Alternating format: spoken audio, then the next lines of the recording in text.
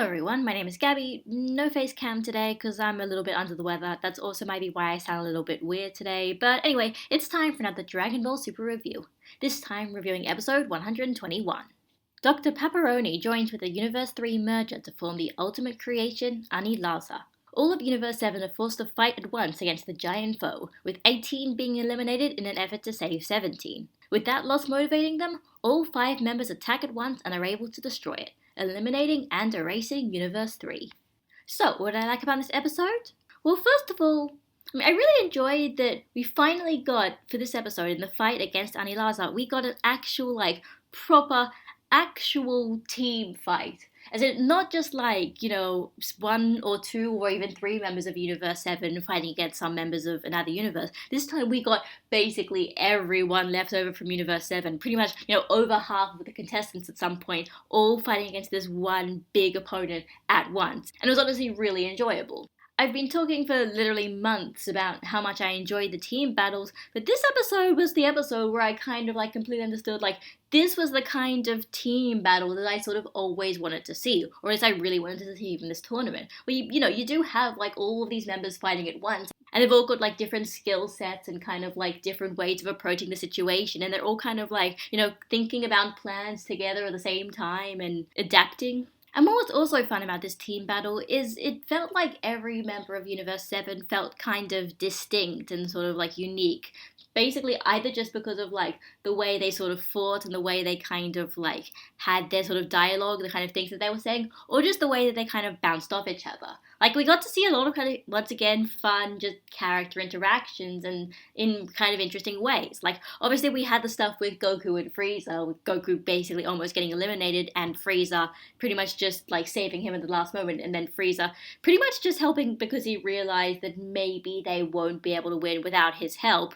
And then, of course, you have 17 and 18. 18 doing this kind of big heroic sacrifice thing and reminding 17 how much he loves this sappy human stuff. And obviously, a lot of these character interactions aren't exactly new, not even for this tournament in particular. But I think what I loved about it is that this episode was able to just put all of those things together, to combine these sort of small little elements into one big, greater bombastic finale, where eventually you have a 5-member beam struggle against this one big opponent, and it's kind of this giant laser beam of friendship and stuff, and it's this arc is sometimes really ridiculously cheesy sometimes, but it's also kind of I love it because of that. Also, while I do have to admit I don't really care for Universe 3 that much, I do also have to admit that the kind of final sort of last minute revelation that Moscow, the Universe 3 god of destruction, is in fact not a robot creature, but another guy who has actually been basically piloting that thing like an actual robot the entire time.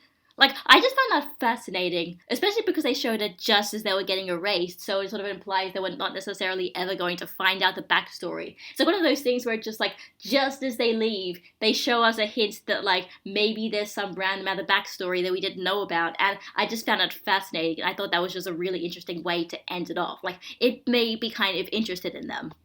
As for what I didn't like about this episode, well, first of all, Anilaza doesn't really feel like it belongs as a part of Universe 3.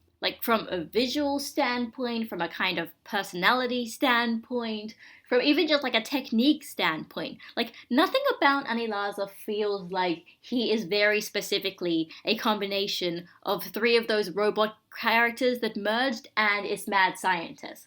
He doesn't look like any of them individually, he doesn't really act that robotic, and none of his techniques feel very much technology or science fiction based in the first place. I mean, there's one point where they say he has an energy reactor in his forehead, and by eliminating that was how they were able to win, but that was basically the only thing that actually felt like it kind of tied into the whole gimmick of Universe 3. All of Anilaza's other techniques honestly kind of felt like they belonged to another character. I mean, the part where he starts punching around and then his punches start warping space is something that I swear I'm pretty sure Janemba in movie 12 does. But Janemba's origin was very much kind of magic based. He was sort of this sort of evil soul kind of thing. Whereas Anilaza is supposed to be kind of almost this ultimate robot. So it just kind of feels a little off. It almost feels like Anilaza is like this kind of almost like scrapped movie villain or OVA villain, and they just decided to kind of like repurpose him as the final guy for Universe 3, but then didn't really think as to like what characters in Universe 3 would make him and how that would contribute to what he was. Not to mention, once again, I am questioning the kind of in universe logic as to why these universes seem to have like two subsequent trump cards. Like this happened back with Universe 2 when they had like two sets of miracle lights to power up Brienne, like the weaker versions and the stronger versions. And so in this case, it's just sort of like, why do they have like two different fusions? I mean, they kind of have a reasoning in that Pepperoni basically says that this fusion could like potentially like lead to his death or something. It could be really dangerous, but I mean, that doesn't end up really being a factor at all or informing anything about what happens. So it just makes these universes feel like they're getting power-ups for the sake of having to get power-ups to make the fight drag on for another episode, and less like this is totally a plan that they had planned out from the very beginning that all makes total sense. And this isn't just a super thing. I mean, if you really think about it, in his first appearance, Frieza probably didn't necessarily need to have full forms in the first place as well. So as for next episode, well, now that Universe 3 is out of the picture, the only remaining competitors are Universe 11, and Universe 7 are going to fight Universe 11 next episode, the actual final thing. Though it seems like we're going to start off with Vegeta attempting to fight Jiren. While I'm not exactly expecting that Vegeta is somehow going to beat Jiren or something, even though Goku couldn't, that doesn't necessarily mean that Vegeta's not going to be able to do anything. If anything, it feels like now Vegeta's going to have his turn to break his limits, so he can do something crazy and cool and awesome. I mean, clearly something is going to at least look cool because Yuya Takahashi is supervising once again. This is a big Vegeta episode, this is the start of the Universe 11 episode, and it looks like Yuya Takahashi is basically just drawing everyone. It's probably a good thing that we're waiting another week for this episode because, like, I feel like we're probably just all going to die because it's going to look so unbelievably cool. I hope it does. So that was Dragon Ball Super episode 121. Honestly, a really marked improvement over the last few episodes, and I think a pretty good way to end off the fights against the universes that don't really matter as much.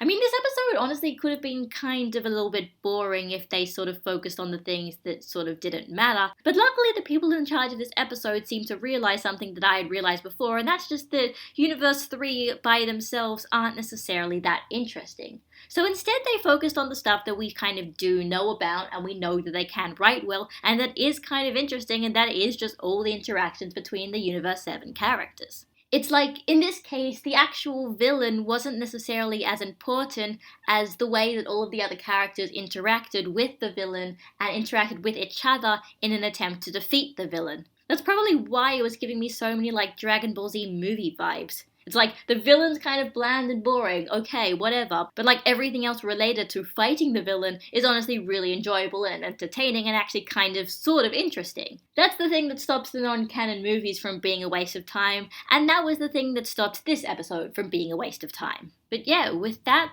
that's it. Next episode is Universe 7 versus Universe 11, and they're the only ones left, and that seems to be kind of like, the final battle. The final battle is basically here already, and that's pretty interesting. I kind of am very curious to see as to how this fight is going to go because, I mean, I'm assuming it's going to last for a few episodes, and that does make sense considering there's still quite a few members of Universe 7 actually left. You assume there's going to be like a lot of fights going on at the same time maybe, or like group fights. Are they going to be fighting together against Jiren or against Toppo and Dispo or something like that? I mean, I don't really know. There's honestly surprisingly a lot of different opportunities and different ways you could handle this fight, and I assume it's what they've been putting the most effort into and I think that's going to be the most memorable, so yeah, I'm very much looking forward to it. It's going to be really interesting.